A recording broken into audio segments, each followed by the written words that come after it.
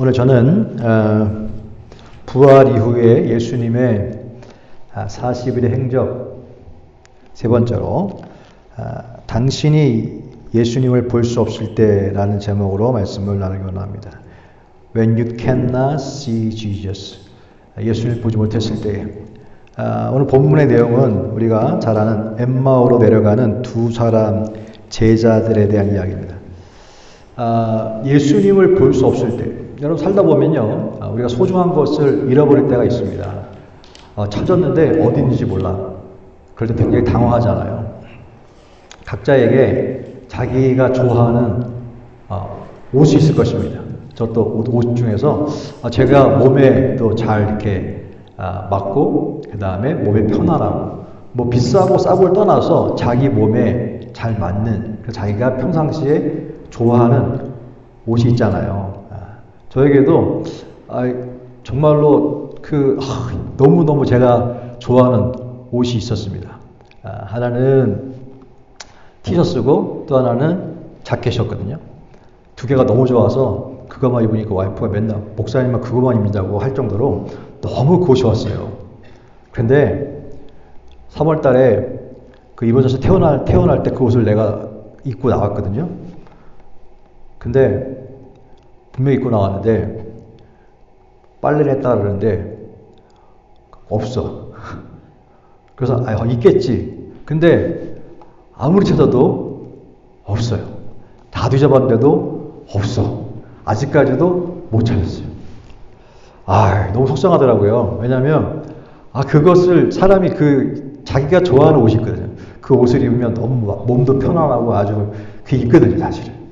근데 그것이 어딘지 몰라.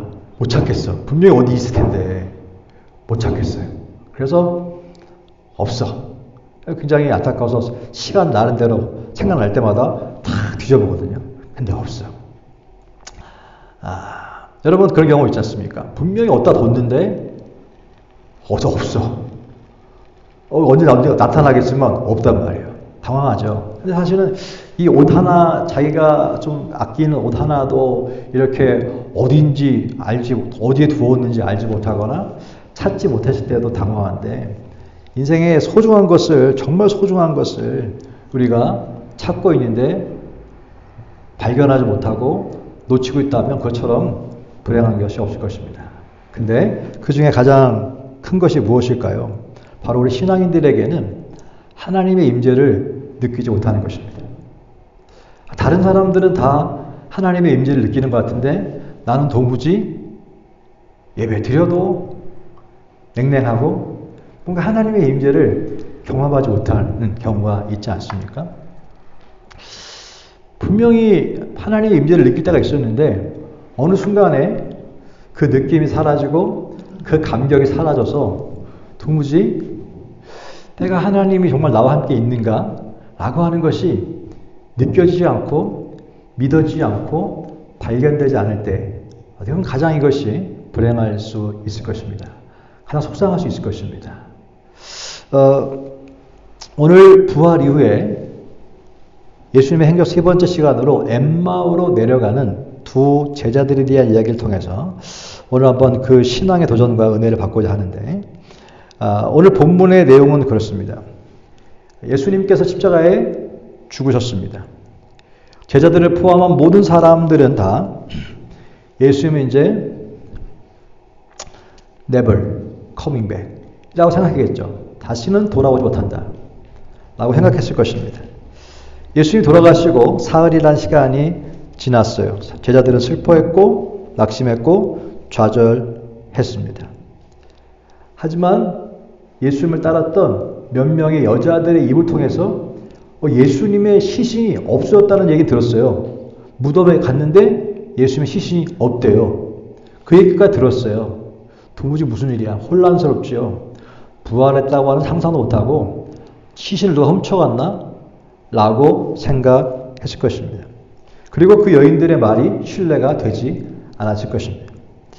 제자들은 예루살렘의 유월절 행사를 마치고 예루살렘에서 엠마오로 돌아갔다고 성경은 얘기합니다. 13절에 그날이라고 하는 것은 바로 유월절 행사가 끝난 다음에 그들 중 둘이 예루살렘에서 25일이 되는 엠마오라 하는 마을로 가면서 25일이 요새 사실은 뭐 심리 이건 사실 성경이 좀 바뀌어야 되는데 요새 5일이 심리 얼마 누가 씁니까? 영어 성경에는 그게 얼마냐? 7 miles, 7마일이라고 얘기하고 있고 지금 우리가 쓰는 킬로미터라고 하면 약 10km 정도 될 것입니다. 7마일 약 10km 정도 예루살렘에서 떨어져 있는 엠마오로 두 사람이 내려가고 있다라고 이야기하고 있습니다. 그런데 그들이 가면서 자, 이 모든 된 일을 서로 이야기하더라.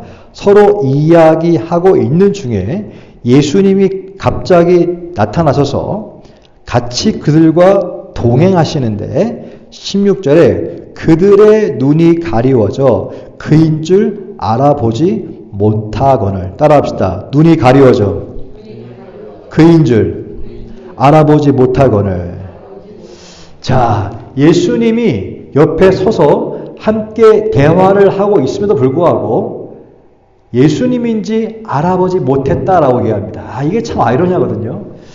예수님의 제자들이었는데 예수님이 부활하셔서 나타나서 얘기하고 있는데 알아보지 못했다라고 하는데 그 이유가 눈이 가리워져 그랬어요. 그들의 눈이 가리워져 장리됐다는 얘기가 아니고요. 이걸 어떻게 이거를 생각해 봤는데 여러분 예수님이 부활했잖아요. 근데 부활의 몸이 변형된 몸일 수 있지만 왜 예수님을 못 알아봤을까라고 하는 거예요. 그 이유는요. 예수님이 다시 살아났을 거라고 하는 것은 상상도 못했기 때문에 그죠? 상상도 못했기 때문에 옆에 계신 분이 예수님이라고 하는 도무지 믿을 수가 없었을 것입니다. 여러분 눈이 가리워져. 여러분 눈이라고 하는 것은 마음의 창이기도 하고 또 지성의 창이라고도 부릅니다.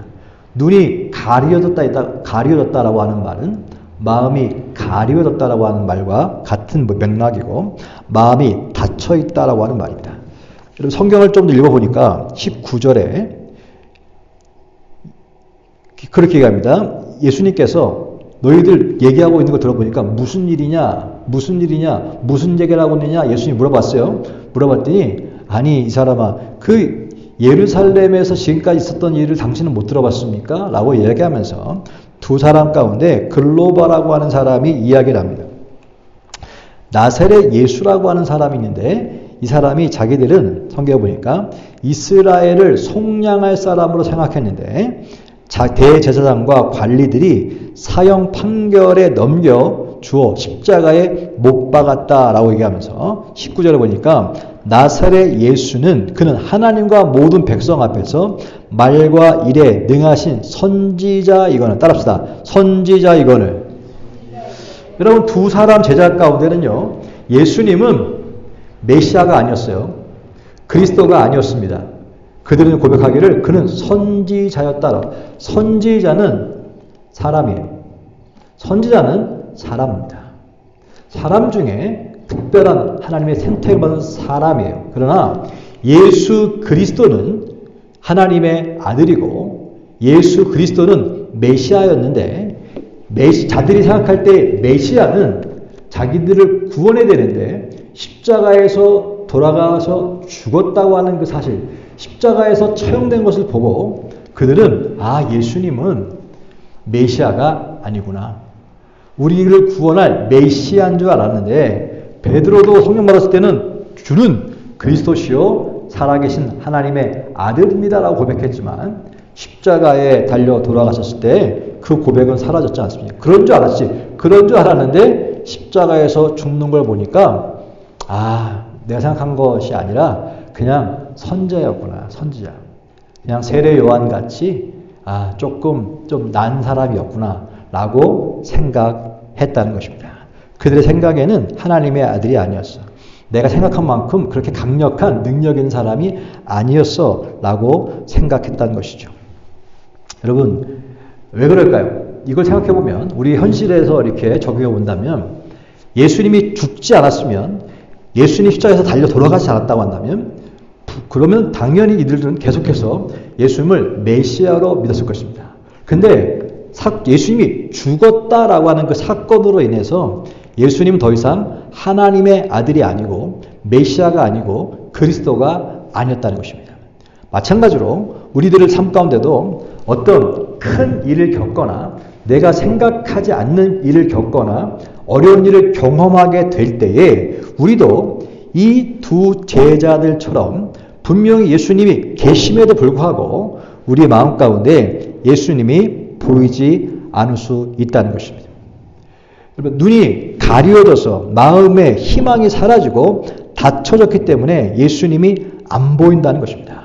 여러분, 우리가 일상 속에서 삶 가운데 그런 경험 없습니까? 어떤 큰 일을 경험하거나 정말로 어려운 일을 경험했을 때 작은 것이야 믿음 넘어갈 수 있겠지만 정말로 어려운 일, 너무너무 큰 일을 경험하게 될 때 여러분 어떤 생각이 듭니까?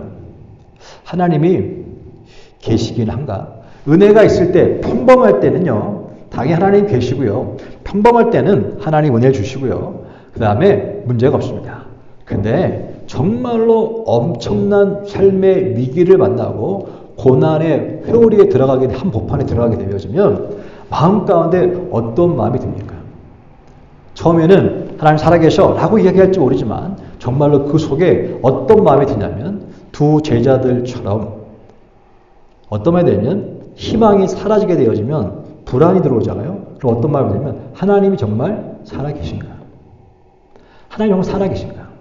하나님은 정말 이 문제를 해결할 수 있는가? 여러분, 남의 문제 앞에서는요, 당연히 하나님 해결하신다고 말할 수 있지만, 정작 자기가 그 문제 가운데 봉착했을 때, 그 속에서 하나님은 문제를 해결하셔. 하나님은 이걸 이길 수 있어. 라고 말하는 사람이 얼마나 있습니까? 또한, 마찬가지로, 목사님도, 저도 목사지만, 목사님도 몸이 마찬가지입니다. 어떤 일이 벌어졌을 때 그 상대방이 누군가에 대해서 없을 때 모여서 다 얘기할 때는 믿음의 얘기하는 거, 믿음의 이야기를 하기보다는 무슨 이성에 대한 이야기를 합니다. 합리적인 이야기를 합니다.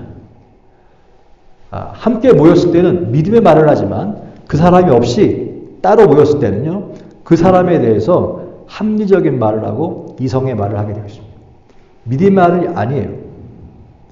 자, 이러면 이게 이유가 뭐냐? 근데 성경은 왜? 성경은 뭐라고 얘기하냐면 25절에 그렇게 행동하고 있는 사람 두 사람에 대해서 25절에 이렇게 얘기합니다.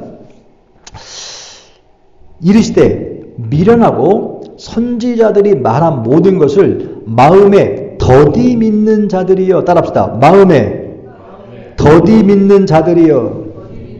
마음에 더디 믿는 자들이여 미련한 놈들아 라고 예수 책망하십니다. 마음에 더디 믿는다. 더디 믿는다고 하는 것은 슬로우, 천천히 믿는다고 하는군요. 여러분, 마음에 믿긴 믿는데 더디 믿는 것, 슬로우로 믿는 거라고 하는 것은 다른 말로 말하면 무슨 말이에요? 믿음에도 속도가 있다는 거야. 따라합시다. 믿음에도 속도가 있다. 더디 믿는 믿음이 있으면 빠르게 믿는 믿음이 있겠죠. 더디 믿는 믿음을 예수님은 미련하다라고 하면서 책망하고 있습니다. 근데 왜 더디 믿을까요? 마음에 왜 더디 믿을까요? 더디 믿는 이유는 무엇이? 인생에 장애가 있을 때, 문제가 있을 때, 갑자기 앞에 장애물이 있을 때 어떻게? 그거 믿음이 진행되지 못하고 막혀서 더디 믿게 된다는 거예요.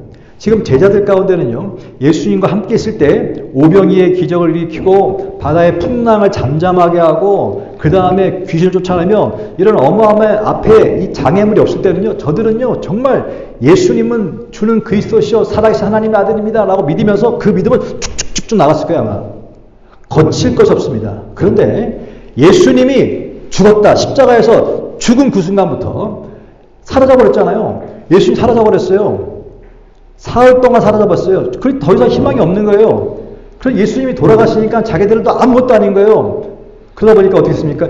그 믿고 있는 믿음이 예수님이 죽었다고 하는 그 장애 앞에서 어떻게 믿어지가 않은 거예요. 시체가 없었다 그러는데 부활했다고는 상상하고 싶지 않고 누가 훔쳐갔나? 이런 이상한 생각을 하게 되는 거죠.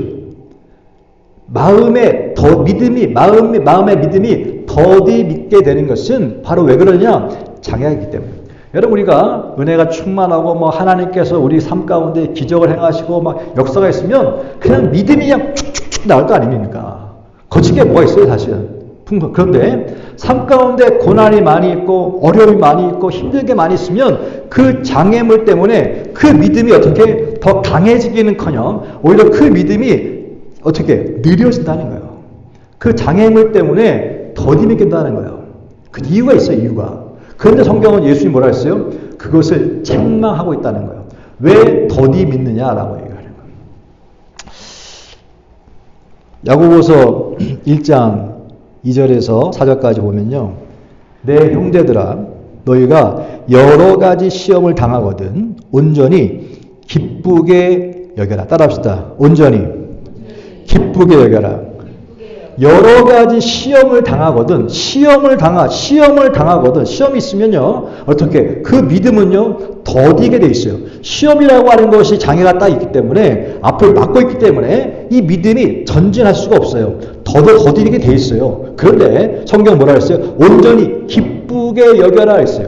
기쁘게 여겨라. 그때는 이것이 지금 장애로 더디 믿을 수밖에 없지만, 기쁘게 여겨라라고 하는 것은 시험 속에서 시험을 당할 때는 예수님이 안 계신 것 같아요. 죽었어요. 하나님이 죽었어요. 그런데 시험 속에 있을 때는. 근데 그때에 여전히 옆에 있는데도 이들이 못 알아본 거잖아요. 안 계신 게 아니라. 그런 것처럼 고난 가운데 있을 때도 우리가 예수님이 안 보이는 것이지 없는 게 아니라는 사실이에요.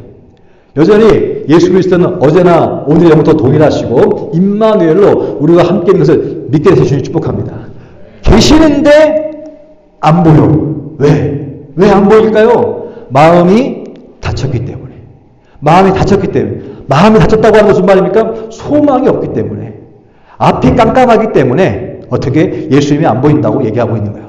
그때 성경은 뭐라고 해요? 그러니까 믿음이 전진이 안 되는 거예요. 전진이 안 되는 걸 성경 뭐라 하냐? 당연한 거야. 라고 얘기하는 것이 아니라 이 미련한 것이야. 왜 믿음이 더뎌지냐라고 얘기하면서 야고보서는 뭐라 그러냐면 기쁘게 여겨라. 왜? 어떻게 기뻐할 수 있을까요? 기뻐할 수 있는 이유는 뭐 예수님이 함께 있으니까. 똑같은 상황인데 오늘 24장에도 보면 지금 이렇게 저들의 얼굴이 17절에 보니까 17절에 슬픈 빛을 띠고 머물러 있더라 라고 얘기했습니다. 근데 나중에 그들이 예수님을 알아본 다음에 저들의 상황이 바뀝니다. 확 바뀝니다. 오늘 저는요, 예수님이 보이지 않고 좌절하고 낙심하는 순간이 올 때 두 가지를 붙들어야 되겠구나라는 이 말씀을 깨닫게 되었습니다. 이 본문을 묵상하면서 아 그렇구나. 우리가 우리의 믿음이 더디게 되는 상황이 벌어질 때 우리가 믿었던 희망이 사라지고 소망이 사라져서 내 믿음이 더뎌지게 될 때 이 더뎌지게 되는 것은 당연한 것이 아니라 이것을 빠르게 다시 이 장애물을 뚫고 나가야 되는데 이렇게 하기 위해서는 두 가지 오늘 성경은 우리 가운데 예수님께서 두 가지의 지혜를 주고 있구나라는 생각을 했습니다. 두 가지. 첫 번째가 뭐냐? 따라합시다. 대화를 바꾸라는 거예요. 따라합시다. 대화를 바꾸라. 그 17절에 보면 엠마오로 내려가고 있는 제자들이 하는 게 뭐라 했어요? 모든 된 일을 서로 이야기하더라. 그들이 서로 이야기하며 대화를 하고 있어요. 대화. 이야기하고 있어요. 근데 그 이야기를 하고 있는데 그들의 얼굴이 뭐예요? 얼굴이. 근데 예수님께서 너희가 서로 주고받고 하는 이야기가 무엇이냐 그랬어요.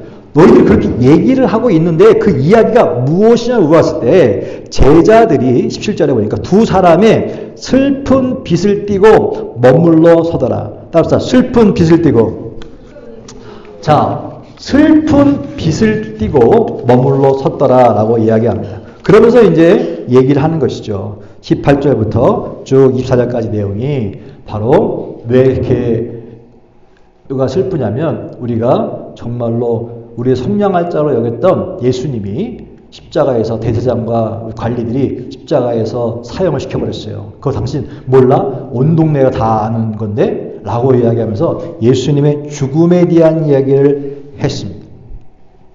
근데 나중에 31절에 그들의 눈이 밝아져 그인 줄 예수인 줄 알아보더니 그때 예수님이 사라졌고요. 그 다음부터 그들에게는요. 슬픔이 아닌 희망과 감격과 기쁨이 나옵니다. 32절에 보니까 그들이 서로 말하되 자, 길에서 우리에게 말씀하시고 우리에게 성경을 풀어줄 때에 우리 속에서 마음이 뜨겁지 아니하더냐. 그 전까지는요, 슬픔의 기색이 있었는데 예수님을 발견한다고 난 다음에 대화가 바뀌었는데, 야, 우리 마음이 뜨거워지지 않느냐, 우리 마음이 뜨거워지지 아니하냐라고 얘기하고, 33절에는 그들이 엠마오 집으로 낙심한 채, 좌절한 채, 소망이 없는 채 걸어가고 있는 상황에서 예수님을 다시 발견하자 뭐라고 33절에 곧 그때로 일어나 예루살렘에 돌아가 보니, 다시 어떻게 엠마오 내려가는 길에서 돌아서 가지고요 예루살렘으로 다시 돌아갔다는 거예요. 자, 엠마오로 내려가는 것은요 완전히 희망이 없는 곳으로 가고 있다는 뜻이에요. 다시 원래 자리로 가고 있다는 뜻이에요. 그런데 예수님을 다시 발견하자 예루살렘으로 다시 소망을 가지고 달려갔다고 하는 사실이 중요한 거예요. 뿐만 아니라 34절에 뭐라고 되었습니까? 말하기를 주께서 과연 살아나시고, 따라합시다. 주께서 과연 살아나시고, 할렐루야. 주께서 과연 살아나시고, it's true. 이게 진실이라는 거예요. He's risen. 그가 살아났다는 것이 진실이라는 거예요. 분명 그 전까지는요, 얼굴에 슬픈 빛이 있었고, 좌절하고 소망과 희망이 아무것도 없어서, 믿음이라고 하는 것이 막혀서 더디, 믿긴 믿는데 흐린 믿음 가지고 가고 있는 상황에서 예수를 발견하고 나니까 저들의 대화가 바뀌게 되는데, 대화가 어떻게 바뀌느냐? 갑자기 우리 마음이 지금 뜨거워지지 않아? 뜨거울 뿐만 아니라 어떻게, 야, 엠마오 가지 말고 어떻게 예루살렘으로 가자. 왜? 예수님이 지금 부활하셨잖아. 다시 그들의 마음 가운데 엄청난 소망과 엄청난 감격과 엄청난 기쁨이 샘솟더라는 것입니다. 할렐루야.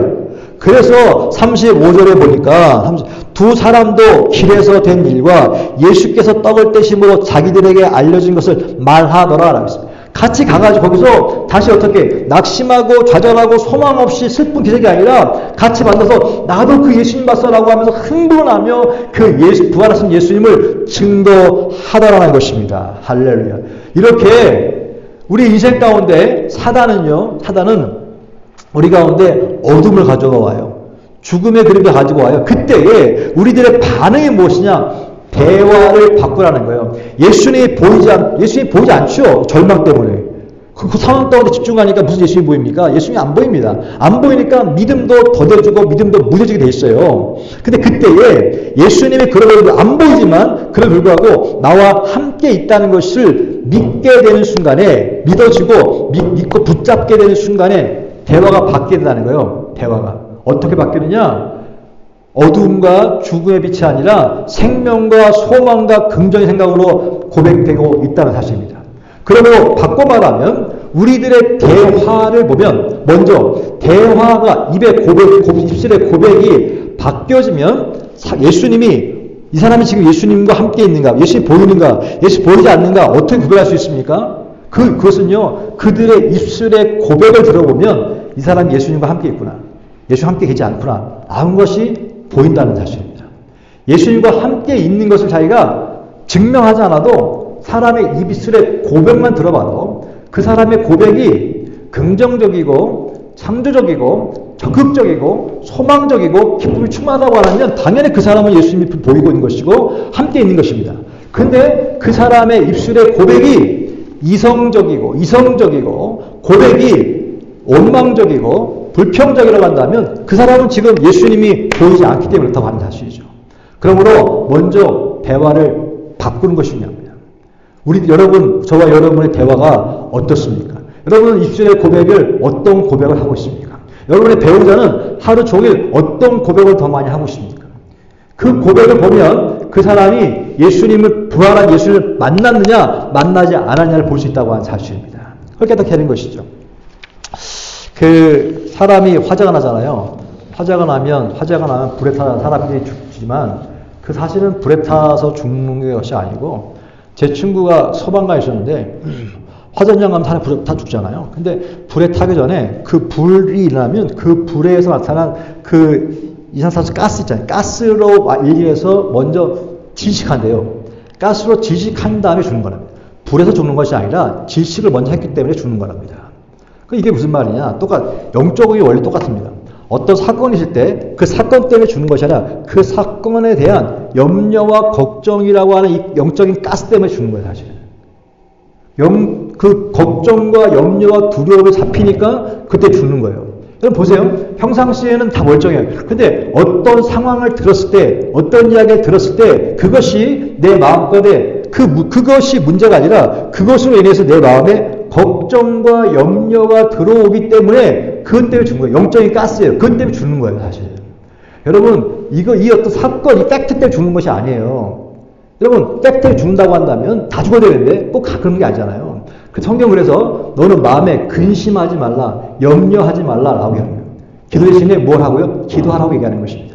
그것에 또 그 근거가 있는 것이 있는데 그게 뭐냐면 그 하버드 대학의 생물학자 에드워드 리스라는 분이 계십니다. 그분이 21년도에 돌아가셨는데 최근에 이제 몇 년 전에 돌아가셨는데 이분 생물학자입니다. 이 에드워드 리스라고 하는 이 교수님은 재미있는 그 연구를 했는데 개미자 개미들을 연구했는데 이 개미들이 자기 동료 개미가 죽으면 다 몰려가가지고 그 개미를 들어가지고 장례를 치르는 그것을 봤대요. 근데 개미들은요 자기 동료 개미가 죽었다는 것을 인식하는 게 아니라 죽었으니까 데리고 가는 게 아니고요. 개미들에게 있어서는요 죽은 것이 아니라 죽으면 개미들에게서 몸에서 나오는 분비물이 있대요. 분비물이.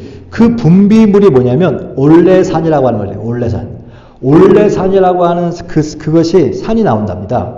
그러면 개미들이 그 냄새를 맡고 이 개미한테 달려가는 거예요. 달려가서 그 개미를 장례를 시켜준다는 거예요. 그래서 에드워드 윌슨 교수가 그래? 한번 실험해 봤답니다. 살아있는 개미한테 올레산을요 발라놨어요. 살아있는 거한테 발라놨어요. 그랬더니 개미들이 살아있는 개미인데도 불구하고 올레산을 발라놨더니 이 개미들이 그 개미는 죽은 개미인 줄 알고 다 달려들어서 그 개미를 장례를 시키자는 거예요. 장례를. 자, 여기에서 중요한 영적인 원리를 하나 깨닫게 되었습니다. 죽은 게 아니에요. 죽은 게 아닌데 올레산이라고 하는 것을 덮었더니 개미들이 죽은 줄 알고 달려들었다는 거예요. 저는 그 연구 결과를 보고요. 영적인 깨달음이 하나 있어요. 그게 뭐냐면 사단이 오는 게 뭐예요? 죽이고 멸망시키는 거 아니겠습니까? 죽이고 멸망시키기 위해서 어떻게 하든지 세상 속에서 그냥 죽음의 냄새가 나는 곳으로 올레산이라고 하는 것을 덮는 게 올레산이라고 하는 것은 바로 살아있지만 올레산이라고 하는 죽음의 향기를 덮어놔. 이것이 염려고 걱정이고 근심이겠죠. 이 올레산이라고 하는 죽음의 향기를 인생 앞에 던져놓잖아요. 그러면 벌떼같이 주변의 환경이 이 사람은 살아있음에도 불구하고 죽음으로 내몰고 있을 수 있다는 거예요. 근데 그때에 중요한 것이 있습니다. 살릴 수 있는 것은 오직 하나밖에 없습니다. 성경은요, 사단은 우리 가운데 찾아오는 것이 죽이고 멸망시켜 왔지만 예수께서 오신 것은 요한복음 10장 10절에 나는 생명을 주다 생명을 주기 왔다. 더 풍성해지기 왔다. 부활이라고 하는 것이 무엇입니까? 부활이라고 하는 것은 죽음의 올레산같이 세상에서 죽음의 향연과 죽음의 그림자가 덮치고 있을 때에 그때에 부활이라고 하는 부활의 생명의 향기를 가져온 것이 무엇이냐? 예수 그리스도인 줄로 믿습니다. 그러므로 부활의 향기를 맡는 것, 세상 가운데 다 대화하는 것이 부정적이고, 그 다음에 부정적인 것뿐만 아니라 낙심하는 것, 그 다음에 다 어두운 이야기, 다 별로 좋지 않은 얘기, 그런 것으로 점철져서 다 세상에 올레산 같은 죽음의 소리로 가득 차 있는 세상 가운데에 예수 믿는 사람은 그 속에 무엇을? 부활의 향기를, 부활의 생명을 갖다 주는 것, 이것이 복음인 줄로 믿습니다. 이 대화를 나누는 것, 이것을 하는 것이 무엇이냐? 바로 부활의 증인이 되는 것이고, 그것이 바로 믿는 자들이 해야 되는 상황인 것을 믿게 되시길 주의 축복합니다. 또 한 가지 있는데, 그게 뭐냐면, 첫 번째로 대화가 그렇게 바뀌어야 한다면 두 번째는 기억하라는 것입니다. 따라서 기억하라. 기억하라. 뭘 기억하냐면요. 디모데 후서 2장 8절에 보니까 사도 바울이 감옥에 갔었을 때, 감옥에 갇히고 인생에 이제 거의 마무리가 됐을 때, 그때 자기 영적인 아들 디모데에게 한 이야기입니다. 내가 전한 복음대로 다윗의 씨로 죽은 자 가운데서 다시 살아나신 예수 그리스도를 기억하라. 따라합시다. 죽은 자 가운데서 다시 살아나신 누구를 기억하라고요? 예수 그리스도. 예수 그리스도를 기억하라. 라고 자기의 영적인 아들인 디모데 가운데 유언같이 한 말입니다. 너는 예수 그리스도를 기억하라. 바로 마지막 유언같이 한 얘기입니다. 어떤 상황 가운데 있든지, 왜? 지금 자기 아들, 영적인 아들 디모데는요, 자기 영적인 아버지 지금 바울이 감옥에 갇혀 있습니다. 이제 감옥에서 죽을 것 같아요. 뭐 희망이 없지 않습니까? 그렇게 믿고 의지했던 자기 아버지가 감옥에 갇혀 있어요. 소망이 없어요. 근데 그때에 바울이 얘기한 것이, 나 때문에 근심하지 말고, 나 때문에 걱정하지 말고, 너는 죽은 자 가운데서 다시 살아나신 예수 그리스도를 기억해라. 할렐루야. 오늘 26절, 오늘 누가복음 24장 26절에도요, 마음이 이 더디 믿는 자들이야 라고 책망하시면서 26절에 그렇게 얘기합니다. 그리스도가 이런 고난을 받고 자기의 영광에 들어가야 할 것이 아니냐 하시고 이렇게 합니다. 자, 그리스도가 이런 고난을 받고 자기의 영광에 들어가야 할 것이 아니냐 그랬습니다. 자, 고난을 먼저 받고 고난이 끝나는 것이 아니라, 죽음이 끝나는 것이 아니라 그 뒤에 영광이 있는 것을 왜 모르느냐라고 책망한 것이죠. 그러므로 영광이라고 하는 건 뭐예요? 부활 아닙니까? 좌절의 장소가 영광의 장소, 부활하신 예수님으로 인해서 새로운 출발 장소가 되었다는 것을 말씀하고 있습니다. 모세의 실패한 장소였던 미디안이, 그 미디안이 광야가 끝이 아니라 거기에서 새로운 사명, 새로운 출발이 모세에게 일어나지 않았습니까? 뿐만 아니라 요나에게 물고기 뱃속에 들어갔을 때, 이미 요나는 물고기 뱃속에 들어갔을 때 죽은 거예요. 끝난 거예요. 그런데 그 좌절의 장소, 죽음의 장소가 요나에게 새로운 출발의 시작점이 됐다고 사실입니다.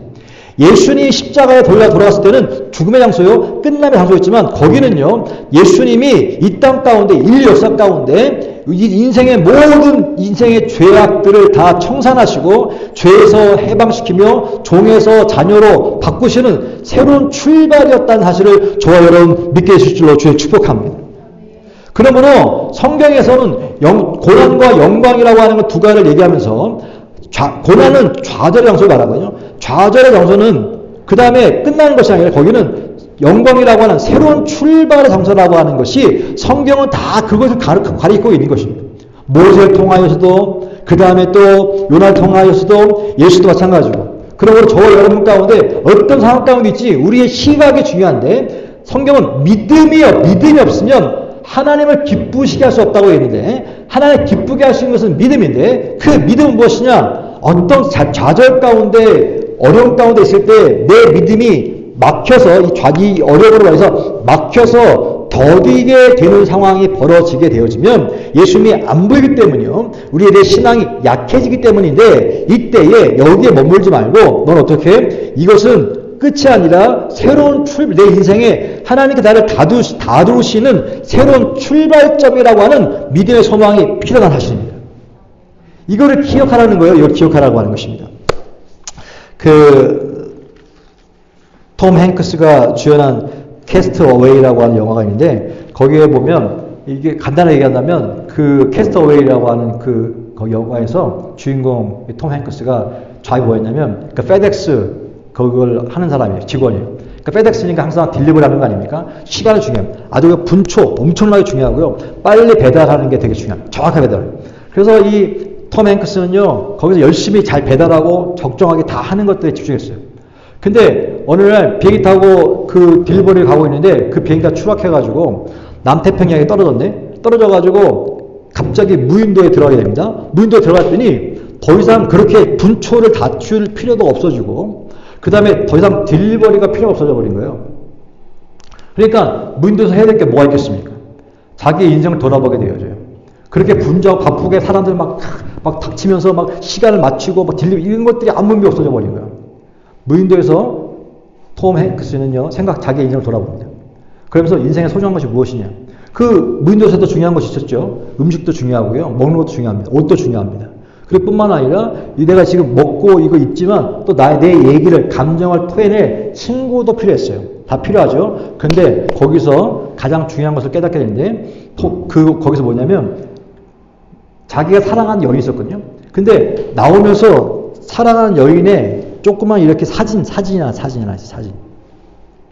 그 사진을 놓고 보면서 자기가 이 무인도에서 살아야 될 의미를 발견하게 된 거예요. 이 여인 때문에. 그래서 그는요, 열심히 죽지 않고 열심히 뭐 어떻게 탈출을 시도합니다. 4년 만에 탈출하게 되는데 거기 영화에서 감독 얘기하고 있는 것은 그겁니다. 인생에서 가장 소중한 것이 무엇이냐? 사람이 죽음 가운데서 생명으로 나타날 수 있는 게 뭐냐? 그 영화에서 얘기하는 것은 뭐냐면 두 가지인데 하나는 인간에게 희망이라고 하는 것이고 또 하나는 사랑이라고 하는 것이죠. 희망과 사랑이 어떤 절망의 순간에서도 사람을 거기서 탈출하게 만든다. 나오게 만든다. 라고 하는 것이 거기에 핵심적인 내용입니다. 그 똑같이 인생 앞에서요, 사람이 살기 위해서는요, 두 가지가 필요한데 하나는 희망이고 하나는 사랑입니다. 근데 마찬가지로 저와 여러분 가운데 기억하라. 사단이 주는 건 뭡니까? 죽이고 멸망시키는 겁니다. 올레산같이 계속해서 죽음의 향기를 우리의 인생 가운데 덮어놔가지고 그냥 죽음을 몰고 가요. 그러나 우리들은 그 속에서 죽음의 향기에 눌려서 벌떼같이 그 냄새 맡고 사단이 몰려듭니다. 사람들이 몰려듭니다. 부정적인 이들이 몰려듭니다. 다 그냥 중로로 몰려들어요. 그때에 우리들이 해야 될 일인데 그때 뭐냐? 너는 기억해라. 뭘 기억해라? 죽음에서 부활하신 예수 그리스도를 기억해라. 사망에서 생명인 것이 예수 그리스도를 기억해라. 그 기억하는 자만이 기억해야지 어떻게 그 더딘 믿음이 빨라지게 되는 것이고 앞에 있는 장애물이 별것도 아닌 것처럼 무너지게 되는 것입니다. 그래서 갔더니 뭐가 생깁니까? 기쁨이 생기는 거예요. 뭐가 생깁니까? 감사가 생기는 거예요. 예수님이 믿어지지 않고 하나님이 안 계신 것 같고 하나님 멀리 계신 것 같고 나와 상관없는 것 같이 느껴지니까 더디 믿게 되어지고 좌절하게 되는데 어떻게? 갑자기 내가 시각이 바뀌어서 부활하신 예수 그리스도를 내가 바라볼 수 있는 눈이 생기고 나와 함께 있다고 하는 것이 보여주니까 사망의 음침한 골짜기라는 환경이 중요한 것이 아니라 주께서 나와 함께 계심이라. 함께 계심이라고 하는 것에 집중하니까 사망의 음침한 골짜기도 괜찮은 거예요. 함께 계시니까 두렵지가 않은 거예요. 그러니까 뭐가 생기니까 기쁨이 생기는 것이고 감사가 생기는 것이고 그러니까 어떻게 성경에 있는 것처럼 너는 항상 기뻐하라. 쉬지 말고 기도하라. 그 다음에 범사에 감사하라. 라고 하는 것처럼 감사가 터지게 되는 거예요. 대화가 기쁨이 터지고 감사가 터지고 은혜가 터지니까 어떻게 거기 가운데 이 사망의 죽음의 그림자 떠나가고 생명사가 일어나게 되는 줄로 믿습니다. 그것이 바로 뭡니까? 믿는 자들이 이 땅에서 증인으로 살아갈 모습이라는 이게 복음이라고 하는 사실입니다. 복음은 예수 그리스도라고 얘기했지만 어떤 예수 그리스도입니까? 죽음에서 부활하신 예수 그리스도. 그것이 바로 복음인데 세상 가운데 다 죽음으로 달려가는 현장 가운데 저와 여러분의 입에는 어떤 상황 가운데 있든지 모일 때마다 입술의 고백은 항상 무엇을 얘기하느냐? 부활하신 예수 그리스도. 생명을 얘기해주고 그 다음에 바나바처럼 끊임없이 격려해주고 힘 빠진 얘기해주는 것이 아니라 힘을 주고 격려해주며 살 수 있다는 얘기를 해주고 그 다음에 그 가운데 응원해주는 얘기가 있을 때에 어떻게 생명 역사가 일어날 때에 무엇 때문에 이유가 있죠. 부활하신 예수님을 기억하기 때문에 그때에 함께 그 공동체는 단단해질 뿐만 아니라 생명 역사가 일어나게 되는 줄로 믿습니다. 그것이 바로 이 땅에서 저와 여러분이 해야 될 바로 증인의 삶의 모습인 줄로 믿습니다. 말씀 마무리 짓습니다. 엠마오로 내려가고 있는 두 제자에게 예수님이 보이지 않아서 슬펐는데 예수님이 보이면서 저들의 입술의 고백이 바뀌었습니다. 대화가 바뀌었습니다. 저들이 그러면서 놀라운 변화가 죽음에서 그 다음에 생명으로 슬픔에서 기쁨으로 좌절에서 소망으로 저들의 삶이 바뀌어버렸습니다. 완전히 바뀌어버렸습니다.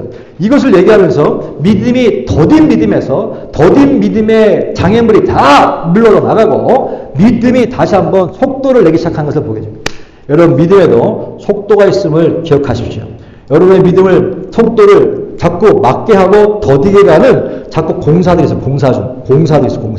이 공사들 때문에 더뎌지고 기초하고 만들어 가거든요. 그러나 그때마다 우리의 신앙은 어떻게 있을 때마다 내 옆에 있는 예수 그리스도를 보이지 않아도 믿음의 눈으로 볼 수 있어서 예수 나와 함께 있다. 예수님 부활하셨다. 라고 계속 끊임없이 우리 시각이 믿음의 시로 온전케 하셨던 예수 그리스도를 바라봄으로 우리의 믿음이 더뎌지는 것이 아니라 환경과 상관없이 우리의 믿음이 계속해서 속도를 낼 수 있길 주여 축복합니다. 그것이 생명사인 줄로 믿습니다. 기도하겠습니다. 주님 감사합니다. 주님 고맙습니다.